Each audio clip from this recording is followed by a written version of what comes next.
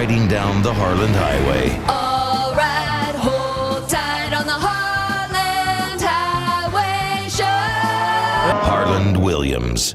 Hey everybody, here we go. Welcome to the Harland Highway podcast. And yeah, I know how it works. Before I get started, we got to throw a little meat around. You'll stay for the first 30 seconds, but if I don't do a little bit of this, yeah, undo that top button. Just get throw a little bit of meat around. Maybe we'll do one more. Just throw a little bit of fresh beef around. This is what keeps you here. It ain't this, and it ain't this.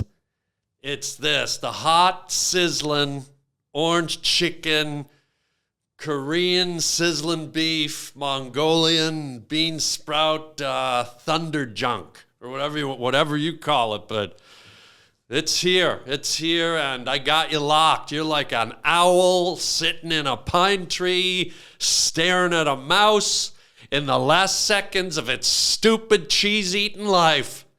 All because of this. You come for the meat, you stay for the treat. I don't even know what I'm talking about. But welcome to the Harland Highway. We got a lot to get to today. First of all, I don't know if you're a Twitter nut or a Twitter freak, but this Elon Musk guy, he just bought Twitter for 44, I think you know the number. Do you know what I'm going to put on the end of the 44? Am I going to put $44? No. Am I going to put $44,000? No. Am I going to put $44 million? No. How about 44 billion with a B? $44 billion for Twitter, which is basically a social media platform for people to gossip on and act like bratty school kids and call each other names and report the news. And by the way, I'm on Twitter. No, I'm not on Twitter. But I might get on Twitter and put up a Harland Highway podcast Twitter so y'all can, do everything I just said with each other. But, yeah, so he buys this digital platform like he needs anything else. I mean, he's on his way to Mars, gang. This guy's like starting to develop Mars. He's got the rockets, he's got the plans, he's got the infrastructure blueprints. I mean, this guy wants to colonize Mars. This guy wants to take the human race to another planet to live, and he's worried about people chit-chatting on Twitter. Hey, the Kardashians got into a car crash today. Hey, this guy took some pills. Oh, Johnny Depp, what the hell? Maybe stay focused there, Musk. What a weird name, Musk. I mean, the connotations for Musk. I mean, there's the musk, sometimes when you smell something, it can have a pleasant musk, or it can be like if you smell an old cow or a musk ox or a goat or a dirty carpet or a moldy old lady's bingo hall. Ooh, I think I just breathed in some psoriasis flakes. I mean, it could get musky in there, so it's an odd name. And there's a giant rodent, an aquatic rodent called the muskrat, which I don't know if you've ever seen one, but they look like baby beavers that haven't really developed yet. They're like inbred beavers. They're not quite as big, but they still got the yellow Donny Osmond gopher teeth, I'll tell you that. But I digress. So listen, $44 billion. Do most of you have $1,000, $5,000, $10,000 sitting in a savings account somewhere, in an investment somewhere? To comprehend that another human being walking around on the planet can throw around $44 billion, and I don't know this for sure, but I thought I read he paid for it in cash. Does anybody pay for anything in cash? And does anything pay for anything in cash? How much? 44 billion? Yeah, okay. Yeah, 44 billion. Okay, can I give you, you want 20s or 10s or how can, 1s and 5s? Okay. Why am I making that noise? Why am I going, I'm like Hannibal Lecter. Would you like me to tweet you, Clarice? But let me put this in perspective for you, okay? The billion thing, because I don't think you're really grasping it. I think you're still a bit focused on the fresh sizzling beef. So let me pull up some stats, some info that I got from the Google. Yours truly went on the Google with his little koala fingers. I got my little koala fingers and I went on the Google and I got some data. I got some data from the Google with my koala fingers. Those are koala calls. And I know all you Aussies watching already know that. And whatever I just said, I apologize. But let me put these things on, which I hate, my peepers. And let me help you put into perspective the concept of $1 billion, let alone $44 billion. Here we go. Are you ready to comprehend this? How tall is a stack of $1 billion? You want to guess how high a stack of $1 billion $1 bills goes? What do you say? 500 feet? Half a mile? 3 miles? 10 miles? 67.9 miles. Okay? That's the same distance from your house to the boarding school you went to as a kid and got fingered. All right, let's keep going. How much would that look like? How, if you stacked that money, if you stacked $1 billion, what would it look like? How high would $1 billion be? If stacked, 1 billion in $100 bills would be 10,000 feet tall. Okay? 10,000 feet tall. Now imagine 10 Eiffel Towers stacked on top of each other. And if you don't know what the Eiffel Towers are, I don't know why I'm doing a British voice because it's in France. Le Tower Eiffel is in France. It's a beautiful tower that stretches high into the sky. It is a tourist landmark. It is a cultural landmark. The Eiffel Tower, I have been there.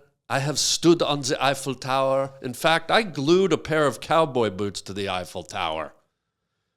And if you don't believe me, I did it. I was there in 1990, and I'm stepping away because this is a funny story. I went to the Eiffel Tower back in 1989, okay? And I wanted to leave my mark on the Eiffel Tower. I'm like, it's iconic, so how can I be iconic on top of iconic, even though I'm sort of moronic? So here's what I did. I used to wear cowboy boots back in those days. Everywhere I went, I wore black cowboy boots. I thought I was Bon Jovi. I thought I was, Johnny Cash. I don't know who I thought I was, but I had the black cowboy boots, man. And I wore those puppers around because I was some kind of a Canadian cowboy now. And me and my buddy Bob, we went to Paris. We just spontaneously said, let's go to Paris for New Year's Eve, 1990, right? So we get there a few days in advance, and I've been wearing these cowboy boots all over the place. I've been wandering around in Europe. I've been living in Germany, and I wear my boots down to the nubbins. And I'm like, it's time for some new cowboy boots. But what I always do is I always try to retire my footwear in a place of prominence or a mystical place. Or I feel like my shoes, my footwear, they're my partners. I've journeyed with them, right? They've been my transportation. They've been on my feet. They go where I go. And so whenever I wear down footwear, instead of just throwing it in the garbage, I try to retire it in a place that's deserving of a traveling companion. And so here we are. We're going to the Eiffel Tower, and it's like the day before New Year's, and I've got this long coat, this long leather coat, and I bought some brand new black cowboy boots. And we went up the Eiffel Tower, and I hid the cowboy boots under my coat. And we went up the Eiffel Tower, and I bought when we got to Paris, I went to a hardware store, and I bought a tube of crazy glue. Not because I'm crazy. We went up the Eiffel Tower, and I stood there right at the ledge, right at the, it's all steel girders up there. And I stood right at the top ledge, and I looked around, and I stepped out of my old cowboy boots. Or actually, I didn't step out of I lifted the soles up, and I squirted the crazy glue all over each one, and then I set them down, and I kind of settled them onto the metal surface of the platform. And then once they were kind of affixed to the platform, I stepped out of them and had my socks, and then I pulled out the new cowboy boots and stepped into those. And I crazy glued my black cowboy boots to the Eiffel Tower. And I can't tell you, within seconds, literally, within 30 seconds, me and my buddy Bob went and kind of stood back. And people, it looked like someone had leaned over the ledge to take a picture and fell out of their boots. Because here was these black boots just standing at the edge of the Eiffel Tower, right at the very rim of it, right? And so we stood back, and people just swarmed around them. People were standing there taking pictures. People were tugging on them, and we were just howling. It was great. So I don't know how long they survived Eiffel Tower. I wish in my heart I knew they were still there. I doubt it, but anyways, that is my story of the Eiffel Tower. But now let's get back to $44 billion on the Elon Musk. Okay, so what else? The height of a stack of $1 billion measures 358,510 feet, or 67.9 miles high, which we already went over.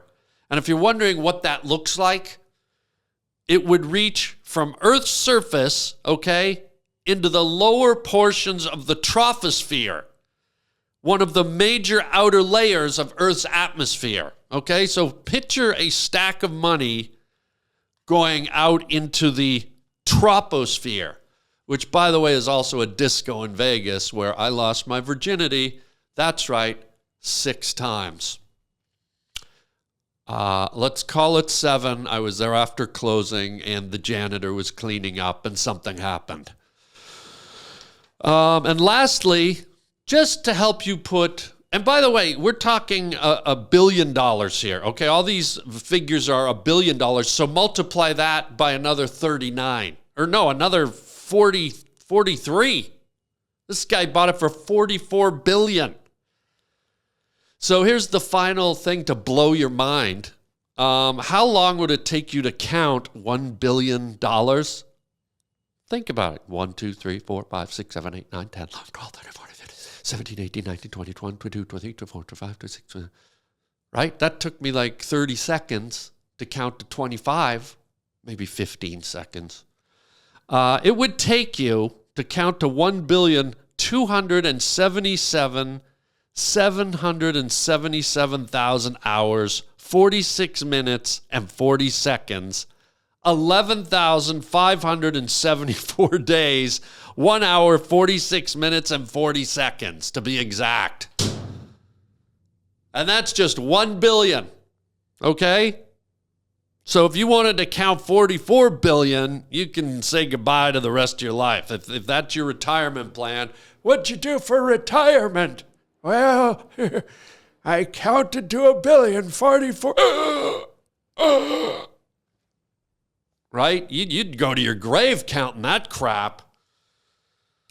So anyways, I had to bring it up because it's so astronomical, it's so bizarre, it's so out of the realm of us common folk that I really had to just get it out of my system and talk about it. I mean, 44 billion. Why does he want it? And doesn't Twitter bring with it a whole cavalcade of headaches? Aren't you going to get into all kinds of situations where people are going to say, you're doing this and you're doing that and you can't let people say this and why did you allow that? And it's going to, I don't know. It seems like it would be a big headache to me. But Elon Musk, man, that guy he's cut from another cloth and good for him. So there you go. And before I go any further, speaking of characters, my co-host today, if you notice, over this way, right, to me left, or maybe it's the east, maybe it's the west. I don't know if he's sitting to the north of me or the south of me. All I know is he's sitting there. And if you're wondering who my co-host is, it's Lil Coco again. But check him out, bros. Last time, Lil Coco was extremely profane. He was cussing up a storm. This guy, he was dropping F-bombs all over the place. So this episode, we had to tape his mouth shut like a tied pig. We had to shut this guy up. Talk about censorship in America. Yeah, painter's tape across the pie hole. I can't have a little Coco on here cussing and swearing and dropping F-bombs every which way but loose. I've got a sophisticated, educated show to do here. So you behave yourself, little Coco. Well, I drink a little Coca-Cola. Hello, Lo.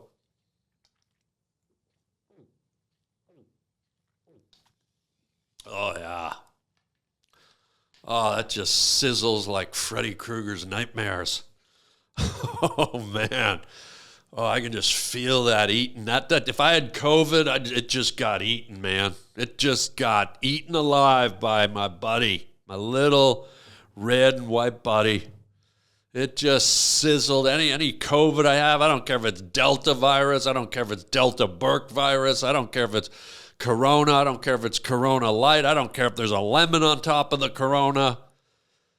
I mean, I don't care if it's Baskin Robbins Corona. I don't care what brand name you put in front of it. This little buddy of mine just ate it alive, like a cannibal in the jungle boiling another human. By the way, with COVID, did they have to name COVID after brand names like that?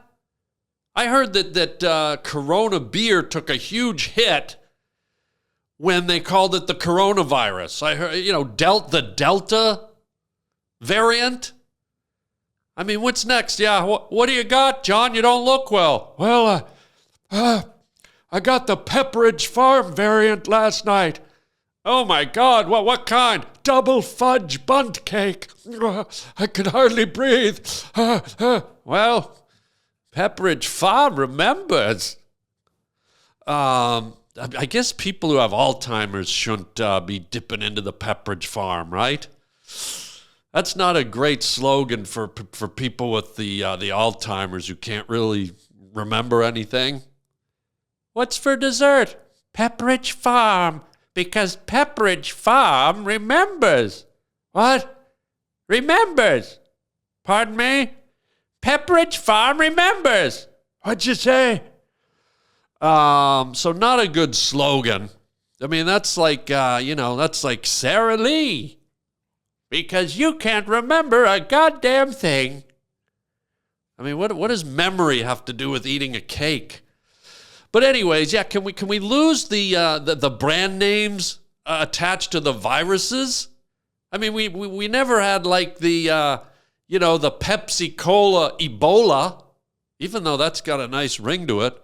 Have a Pepsi Cola Ebola. But, they didn't have, Baskin Robbins presents West Nile virus.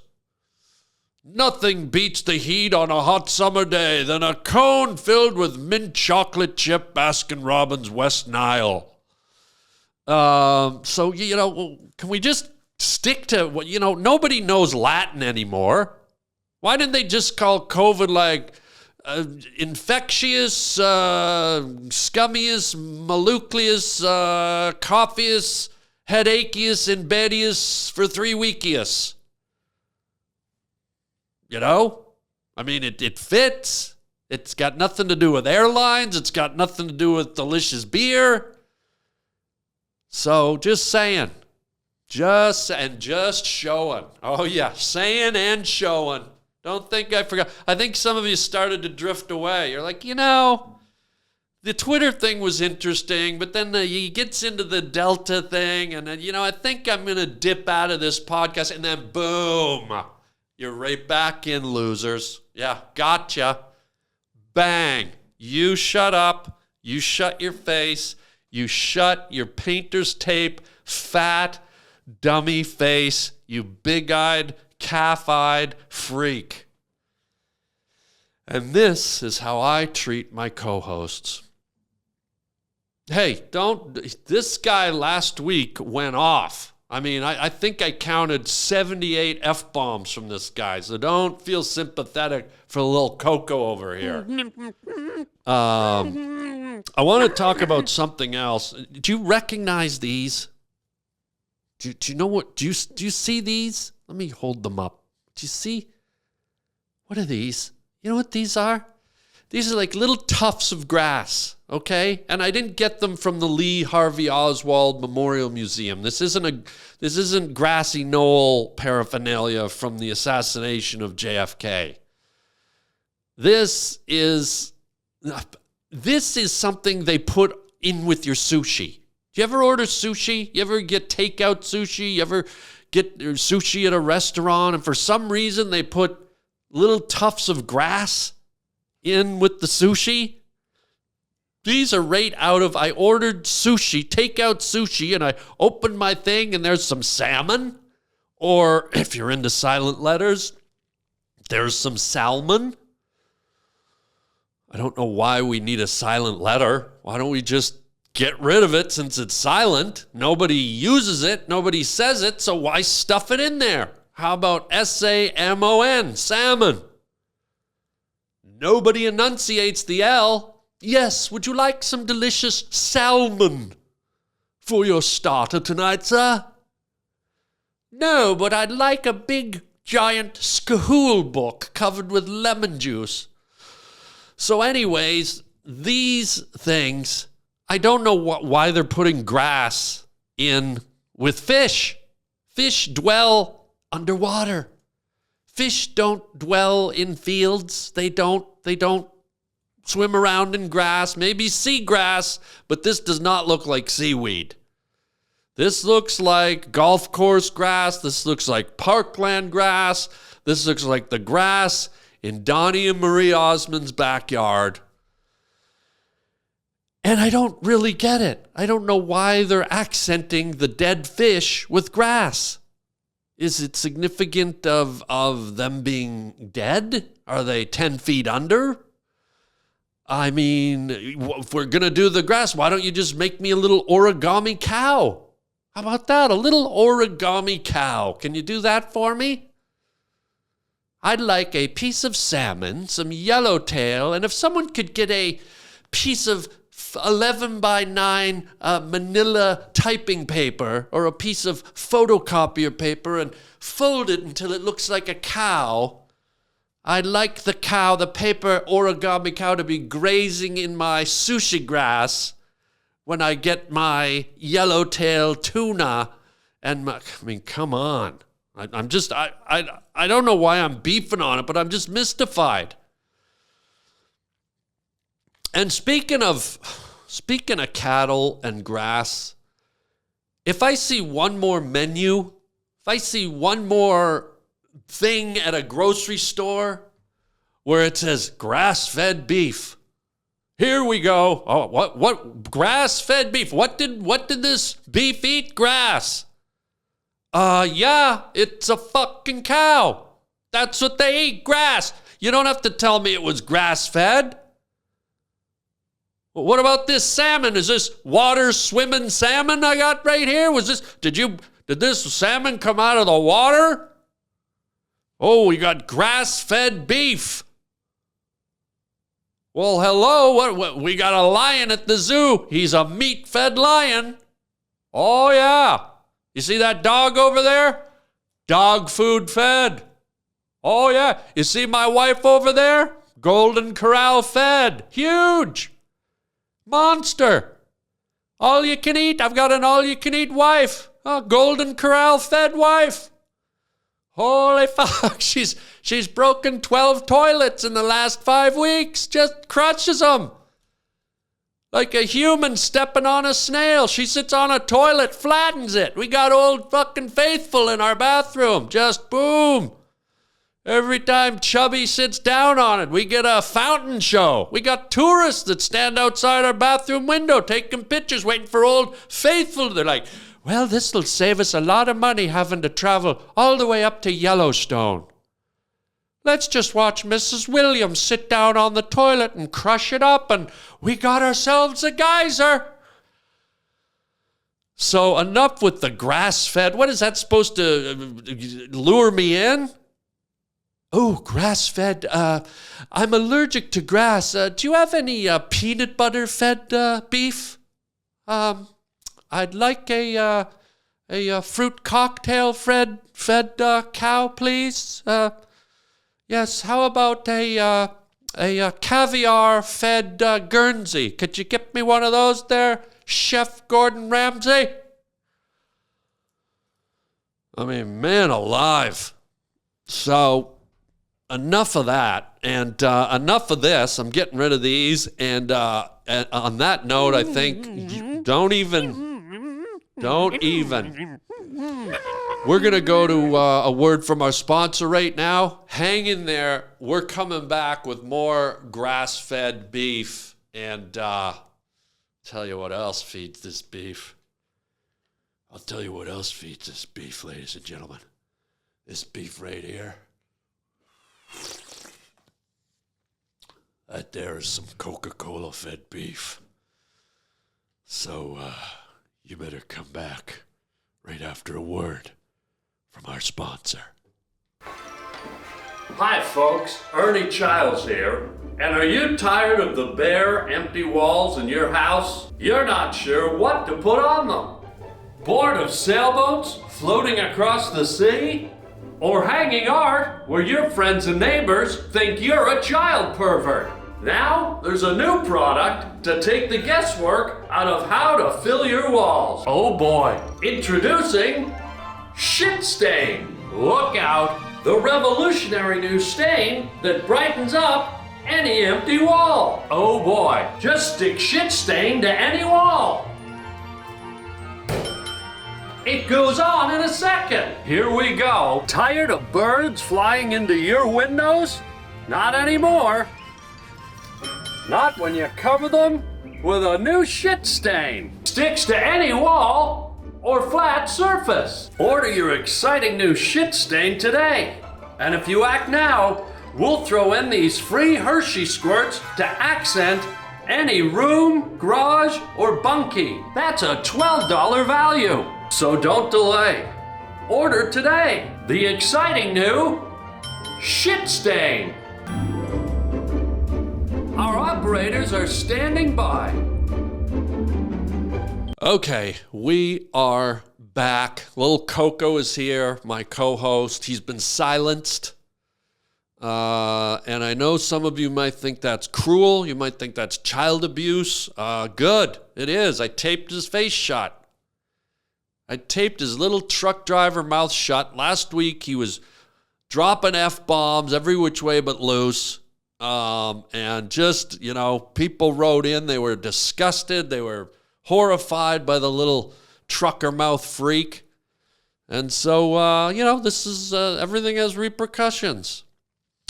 I want to get to something that, do you see this? Do you see this item here? It says Cheesecake Factory on it. This isn't really about the Cheesecake Factory, but what this is about security. Yeah, I ordered one of these food services, like the DoorDash type of thing or Postmates. I ordered from the Cheesecake Factory. And I ordered a beautiful meal. They make delicious food. I'm not endorsing them, but they make yummy food. Cheesecake Factory. This just happened to be where I ordered from. And I ordered a Coke and a lemonade. And, these guys deliver them. You don't know who these people are, these DoorDash people. They're nice people. They're hardworking people. I got nothing bad to say against them. But there have been some instances, and I've seen the video on YouTube and on the internet. There's been some instances where some of these delivery people were a little bit shady and decided to have some hijinks with the customer's food. And there was one in particular that really stuck out to me, and it was horrifying, but some guy was driving with his friend. And that's the other weird thing. Sometimes these people will come to your house and they got a car full of people with them. It's like, yeah, before we go on our vacation to Vegas, I just got to drop off this lasagna to 5592 Parker Street. But Daddy, I thought we were going to Disneyland. We're going to Disneyland as soon as Daddy drops off this veal parmesan and this spaghetti carbonara. Now sit down and shut up, you little brat, or you're not going on Mystery Mountain. But Daddy, I saw you said we were going to Disneyland. Daddy's going to take you to Disneyland as soon as we drop off 3 more orders of chicken cacciatore, beef stroganoff, a double mushroom pizza, and some fat burger, okay, you little fox? But anyways, some of these people that show up, they're with their buddies or there's kids in the car. It's a little odd, but it is what it is. But what happens is I saw this one video where this guy was one of these delivery people, and they were delivering, I guess one of the items was chili. They were delivering some kind of big bowl of chili or something, and one of the people in the car, and they filmed this because people are generally moronic, not you folks, not you, other people and that guy.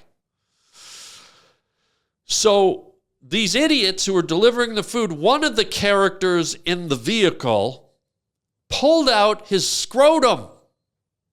And again, I think that's a Latin word, the new scrotum variant of corona. I think scrotum might be the Latin or the technical word for balls, okay? A man has balls between his legs. And this moron decided to dip his balls into this chili.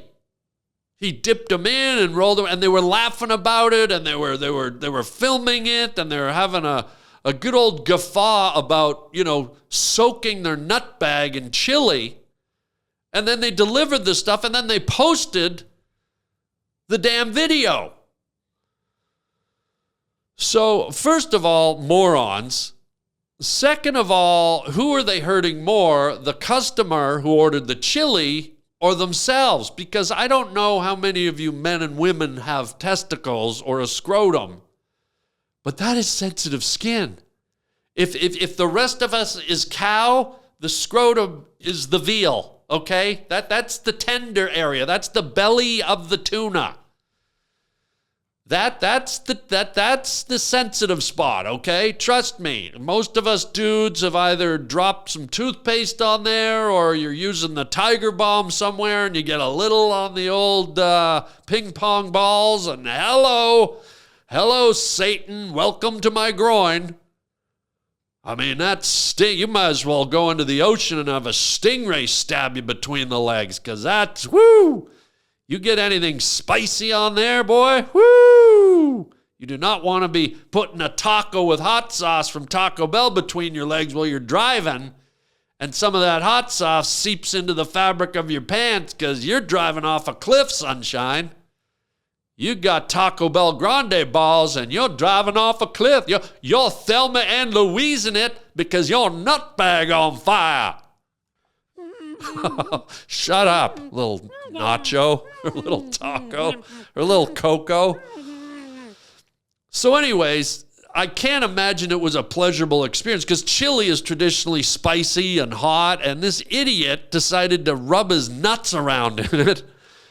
And holy God. And I order chili a lot from Wendy's. I go to Wendy's a lot. But luckily, Wendy is a girl, and she doesn't have balls, although in the world we live in today, I'm not sure if she is a girl. Is she a she? Is she a he? Is she an it? Is she transitioning? Is Wendy transitioning? Is Wendell? Is Wendy Wendell? Wendy? Is Wendy Wendell? Or is Wendell Wendy? I don't know. But here's what I'm getting to. They need some kind of system to secure the food. You're entrusting the food that you're ingesting into your body to complete strangers. And no offense, but I'm sure because it's a job that doesn't require probably much screening, anyone from a genius to a guy that just got out of jail could be delivering your food. I'm not taking a shot at hardworking delivery people. I think it's honorable. I think it's great. It's a great service. Good for you. But it's one of those jobs where you probably don't need any qualifications or any degree of intelligence or stupidity. Anyone can walk in. If you can drive a car, you got a job. So you got to figure that there might be some bad seeds that filter into that pool of driving talent. And as seen by the video I just described with Johnny Chili Balls, I think that proves my point. But anyways, one of the things they use to secure the food is they put stickers. They'll put all your food in a bag and then put a sticker on it. The Cheesecake Factory sticker. Or this is why I'm holding up this. Look at this. Do you see this on the lid of my... This is the actual thing on the lid of my Cheesecake Factory delivery of a glass of plastic cup full of Coke. I'm going to take the straw out. This was the security. This was the line of defense between me and arsenic going into my... Okay? A piece of Scotch tape. Scotch brand tape right here. Look at this. That's my security system right there. Kind of like what you got on your face there, cow eyes. So, in this day and age where there are weird people out there, where people do mischievous and devious things for no reason other than to entertain themselves or take out their frustration on society, or they're just mentally ill. I don't know. I don't know that Scotch tape is really what we want between us and a liquid that you could spit in, you could pee in, you could poison, you could... I mean, in a planet where we can get ourselves to the moon and back, do you think maybe they could create some kind of lid that you know, shows that there's been no perforations in the object? The only entranceway is when the customer actually pierces the plastic or whatever's there. And again, it's probably 1 in a million that some idiot would do the old, sack chili routine. But a piece of Scotch tape, I mean, you don't see this used anywhere else for security. You don't go on a flight to, the other side of the world and, ladies and gentlemen, we're about to lift off. Can you please put the Scotch tape across your waistline in case of an emergency? Please affix the Scotch tape across your chest and waistline should we crash into the ground. Yes, is your Scotch tape fastened? Yes, okay, let's lift off. I mean, seriously? Hey, I hear there's some break-ins going on in the area, in the neighborhood. Oh, not at my house. I put Scotch tape over the door every time I leave the house. That's right, Scotch brand tape right across the door. Nobody's entering my premises. So I think we can do better, folks. I think so. And as far as home security goes, too, that's an expensive entree, isn't it? I mean, to do these home security things, you're talking about putting in cameras and using a service, and you have to pay a monthly fee. And on top of that, someone's watching you in your house. You don't know who's watching you. What if you just happen to get out of the shower and you're strutting across your living room naked and nude and afraid, naked and afraid in your own house? And some guy at Brink Security is sitting there eating a can of Pringles. Ooh, look at the Hooters on that one. Oh, I'd like to dry her off. Oh, look, she just bent over and picked up a piece of mail off the floor. Ooh, you know? So I figured there's got to be a more practical way to do it, a cheaper way, scare people before they even want to enter your property. And here's where I defer to nature. Have you seen the owls? Have you seen they got these security owls? People put them on their houses and on their boat docks, and they've got fake owls, and what they do, they're supposed to deter other birds, like pigeons from roosting on your roof and doing bird poo everywhere. It's supposed to scare off all the nesting birds and all the birds that assemble in flocks and crap everywhere, right? And so they made these fake owls with these big luminescent orange eyes, and they're just sitting there, and they're bobblehead owls, so their heads are like going like this in the wind. And I'm like, is that the ever rare Parkinson's owl over there? By the way, I got to do my impression. We're talking about owls. Have you ever seen a snowy owl? You know the beautiful white owls with the golden eyes. They live up in the tundra and in the Arctic and in the north in the snow. And they're white and they're beautiful. Oh my God. It's called the snowy owl, and I want to do my impression for you before I continue. Here's my impression of the snowy owl. Fuck,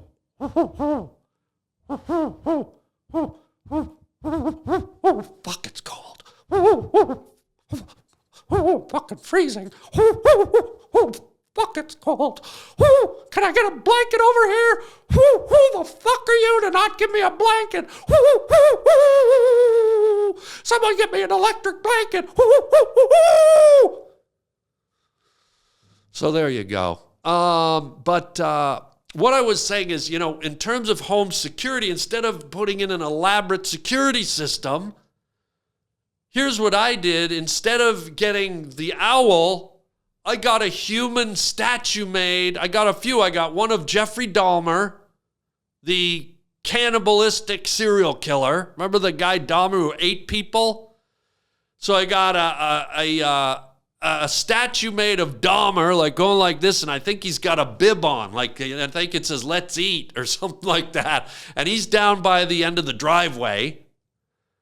So that's your first line of defense, right? And then you get up on my door, the walkway up to my door, and guess what? I got Ted Bundy standing there.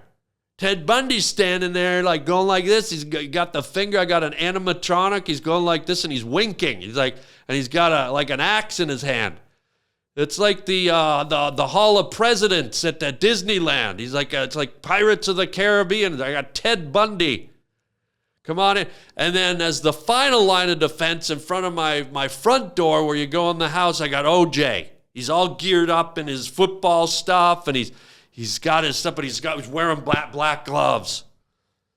And he's just like, I got OJ. So I got Dahmer, I got Bundy, and I got OJ. And this is on the outside. And then you come in the house, and, I put this in my bed when I'm gone. I got, what's his face? Charles Nelson Riley. No, Charles Manson. Charles Manson Riley. I got a Charles Manson Riley. No, I got a Charles Manson doll in my bed.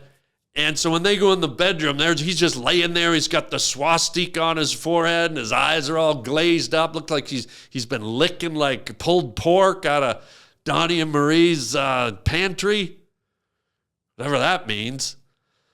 And so that's my line of security right there. So it's just a way to keep people out and not have to invest in this elaborate system. And by the way, if you're trying to find where I live, I actually have a real defense system. It's Donnie and Marie. I've got Donnie and Marie in my yard with guns. Yeah, they're not even statues. I got the real Donnie and Marie Osmond with Uzis. You step on my property, they shoot your ass off, okay? But for now, let's step away, and I want you to have a look at this week's hand-drawn T-shirts by yours truly. I think I've told you this every so often. I draw right onto T-shirts, my own drawings, and you can acquire them. And let's shoot to this, and you can see how you can get your own Harland Williams hand-drawn T-shirt to put on your very own fresh beef.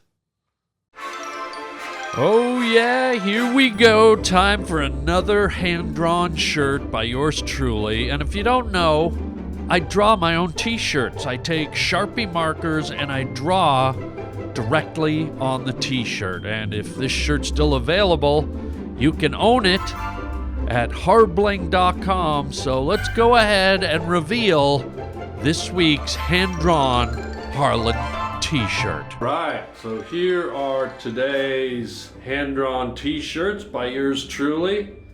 Here's the first one, Winnie the Pooh, and not the Carol character, which is spelled differently, Winnie the Pooh, but this is Winnie the actual Pooh, and as you can see, he really is a walking piece of poo. So the inspiration for this shirt just came from the wordplay on Winnie the Pooh. I always thought it was the most ridiculous name for a cute little lovable character. And speaking of character, here's another kind of iconic pop culture character. We all know Where's Waldo, but I always thought, what's he look like when you take that stupid hat off him? And I thought, what if he's bald? And so here we have Where's Baldo. So we got Where's Baldo and Winnie the Pooh, a kind of a humorous take on two iconic characters from literature, if you can call Where's Waldo literature, but he comes from a kid's book. So these are available at harbling.com, and if for some reason they're already sold, you can always order a print. So I hope you enjoy Where's Baldo and Winnie the Pooh.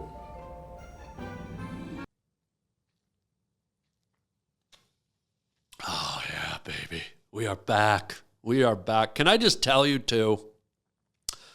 Obviously, I love the Coca-Cola, right?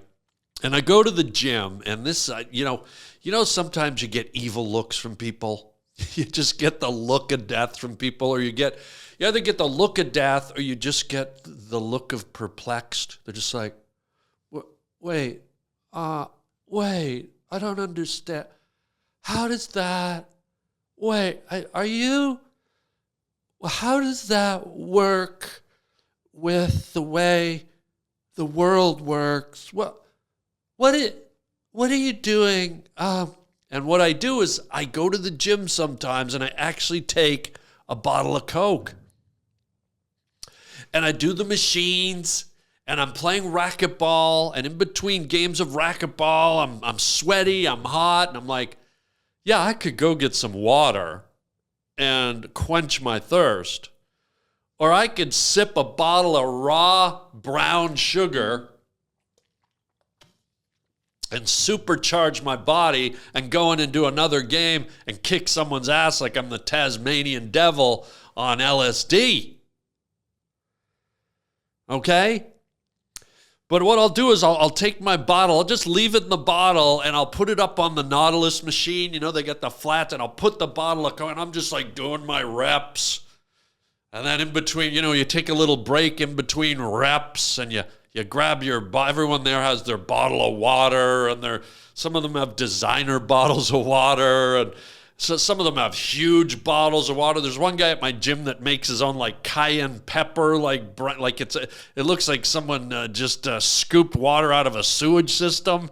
It's like got chunks in it, and it's red, and it's brown, and it looks like vomit in a vomit smoothie. I mean, I gotta say, some people are pretty pretentious with the damn water. And so, I don't do it other than any other reason that I love this.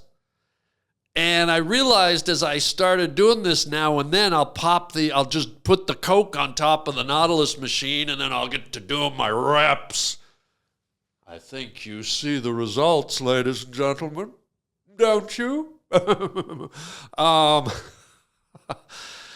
But the looks, the confusion, the fact that physical fitness and gyms, gyms and physical fitness don't go hand in hand with Coca-Cola, raw Coca-Cola out of a bottle.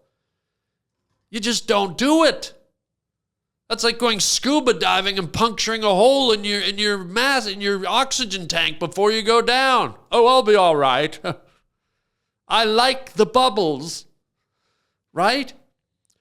So I'll be there and I'll plop the thing down and I'm doing my reps and I'll look up and someone will just be like, how does this work? Is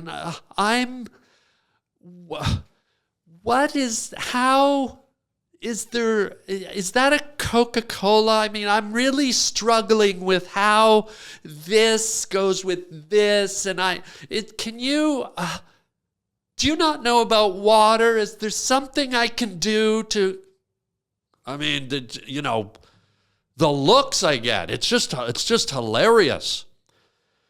But you know what? Physical fitness doesn't mean you have to be a total Puritan. It's like, well, I'm going to the gym and I'm doing curls, so I gotta have Vita water, and I gotta wear a breathing pad on my nose, and I gotta wear my cotton underpants so everything can breathe, and I gotta wear my Lululemon jock strap, and you can mix it up. There's no set rules.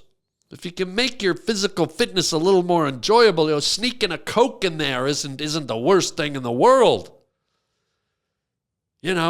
Taking your own fryer, your own little Coleman stove and a frying pan and cooking up a pack of bacon in between reps. That's not a sin. And think of the favor you're doing to the gym. Normally a gym smells like sweat and salt and diarrhea, and here you are frying up some Farmer John's apple smoked bacon, and it's just permeating through the LA Fitness or Fitness World or 24-hour Freakness or wherever the hell you go to extend your life. I love going to the gym. I used to hate it, but now I love it. It smells like fresh bacon. So, to each their own.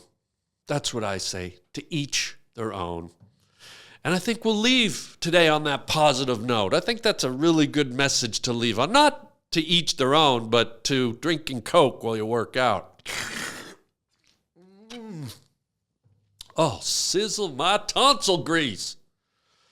Don't forget, folks, to check out, here's where I plug a few things. May 13th, I am going to be in Boulder, Colorado at the Boulder Theater. This is an 800-seat beautiful theater. I'm doing a stand-up show there. If you're in the Colorado area or in Boulder, anywhere around there, please get your tickets. Go to harlandwilliams.com and get your tickets for the Boulder Comedy Show, May 13th at the Boulder Theater. It's going to be amazing. It's such a beautiful venue. It's one thing when you see a comedy show in a comedy club, which are great on their own, but when you do it in a big theater, it's beautiful. And I got to tell you, as a performer, as a comedian, when I'm on that big stage, that majestic stage with all that space, I got to tell you, as a performer, it brings you to another level. It brings out in me, at least, I don't know if this happens with every comedian, but with me, it just it makes me want to do a bigger, broader, like it heightens everything I'm about, and my shows are just, I don't know, they just go to another level. So come out on May 13th to the Boulder Theater. Also, I'm going to be up in Grand Rapids, Michigan in May. A little town called Harland, just outside of Cedar Rapids. Sorry, Cedar Rapids, Cedar or Grand? I don't know. It's up there in Michigan, across the bay from Green Bay. And I think it's Cedar Rapids. It's something Rapids. And then also I'm going to be doing the Come and Get 'em Comedy Festival in Dallas, Texas, and Houston, Texas. This is going down in mid-May. And then at the same time, I'm doing a gig down in Lafayette, Louisiana. And all this information is available on my website. I'm doing a wonderful show in Huntington Beach, California in May.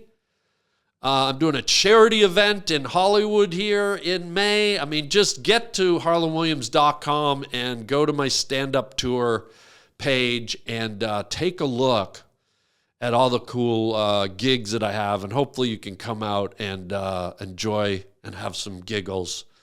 What else? Also, don't forget my Patreon page. For those of you that love the Harland Highway, the old format was audio only, where I did all kinds of characters, and I did all these phone calls where I'd really interview myself, but I did characters like George Michael and Aunt Ruthie and Colonel Tom Dowdy and Michael Jackson, and I did all these character things that I don't do on this because this is visual and I don't want to reveal myself doing them. But if you join my Patreon page for $5 a month, which is nothing, that's less than a cheeseburger at McDonald's, I am posting new and classic episodes of the Harland Highway podcast where I did these phone characters, and people love them. And you can get them there. It's a small fee to pay for a lot of laughs, I think. People are really enjoying my Patreon page. So go on Google and type in Harland Williams Patreon, and it will take you to my page. And then if you want to join, you can. And if you don't like it, you can jump off. It's $5.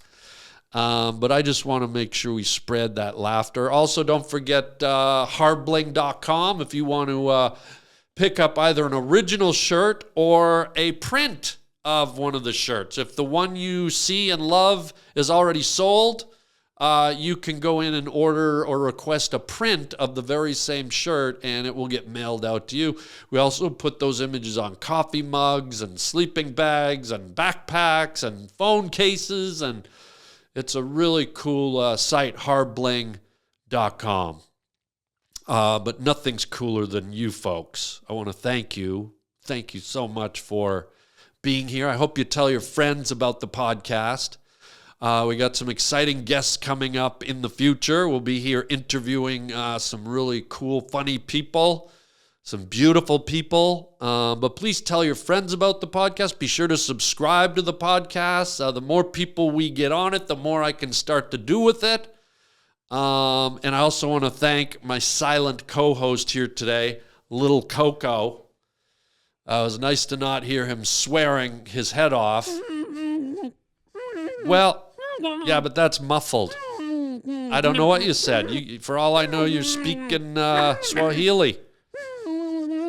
I couldn't tell what he said.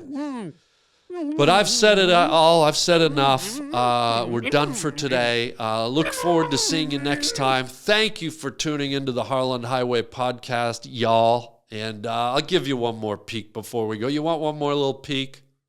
You want a little areola, I don't? Yeah. Let's see if we can just sneak it a little bit. There you go. Daddy's home for Christmas. I hope you had a good time here on the Harland Highway podcast. We'll see you next time. Be good, be safe, and until next time, chicken chow mein, baby.